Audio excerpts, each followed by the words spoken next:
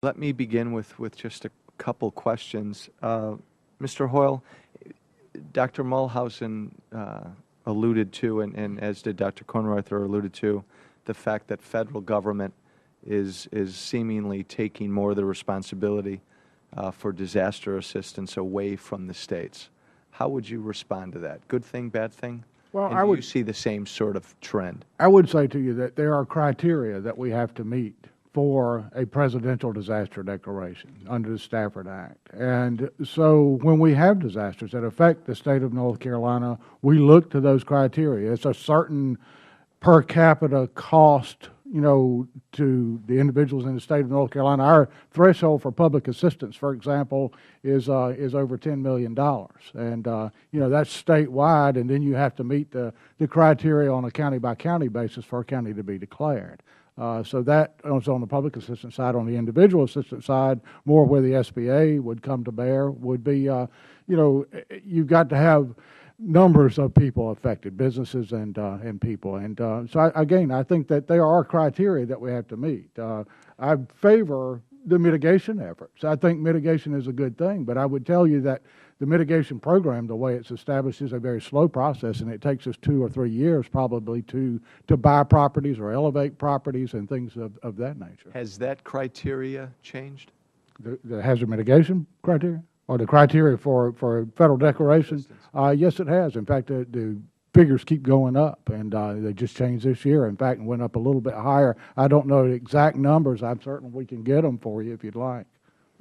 Would you concur with Dr. Mulhausen that the trend is toward much greater federal assistance? I think that's absolutely the case, and I think that exactly what Mr. Hoyle indicated is an important direction one has to go, and that is we really do have to encourage mitigation, and we are very much in favor of using the flood insurance program as a starting point for saying if you can reform it in such a way, we can make mitigation a lot more attractive than it currently is. And that's why the whole idea of long-term contracts, long-term multi-year insurance tied to the property, along with a multi-year loan, could actually change that situation radically and in a way that people will then appreciate the fact that when they have a loan, they do not have to necessarily pay the upfront cost, which is what discourages everyone from investing in mitigation.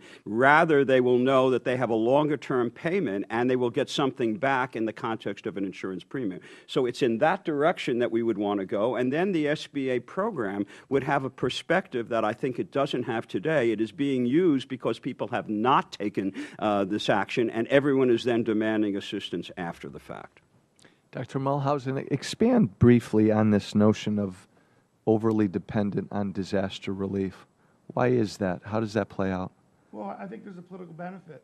I think after each natural disaster occurs, I think politicians, unfortunately, are upping the ante, wanting to provide more disaster assistance to outdo what was done previously. And so I think Americans have become to expect the federal government to act. And I think Mr. Teague's case is a case study that should be considered where state and local governments provide assistance to his business, not the federal government. And it sounds like his business is doing well and existing and is continuing and was relocated out of a floodplain.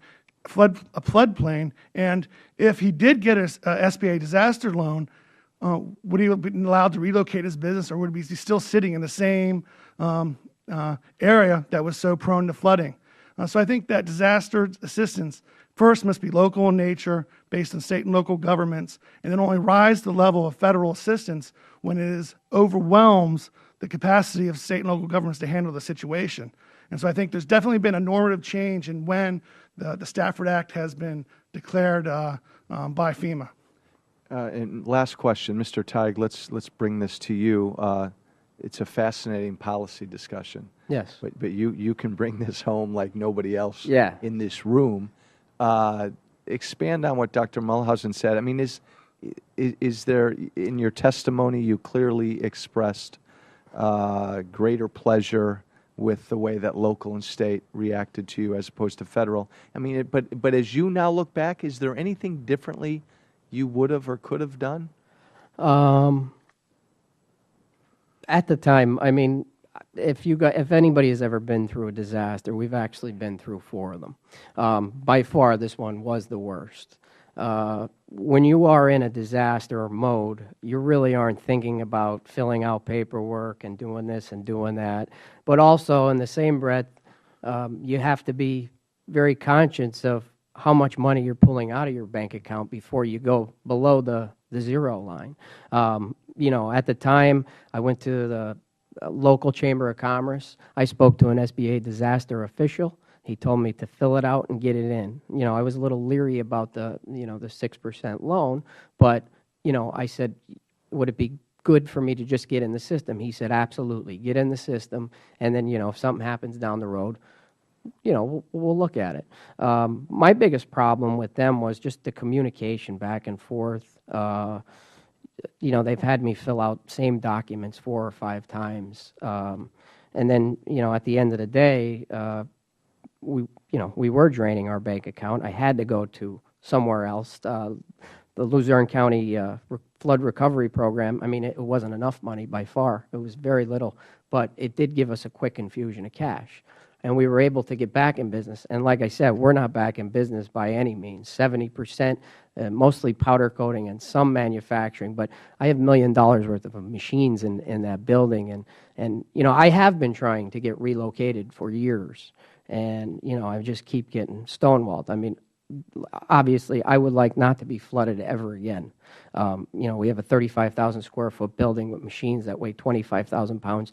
You would have to give me 2 weeks to move that equipment. I need cranes to come in. I need riggers to come in. When I find out the day before that the river's going to flood, there's nothing I can do. My hands are tied. So, I mean, you know, going forward, I think, you know, the state did help us out, but you know, if I was able to get the SBA loan for a disaster, I mean, we're an established company. We've been in business for over 20 years. If you would have gone to your local bank, do you know what your interest rate would have been? I don't know exactly, but I think it would have been around the same. Okay, great, thank you. Mr. Schrader.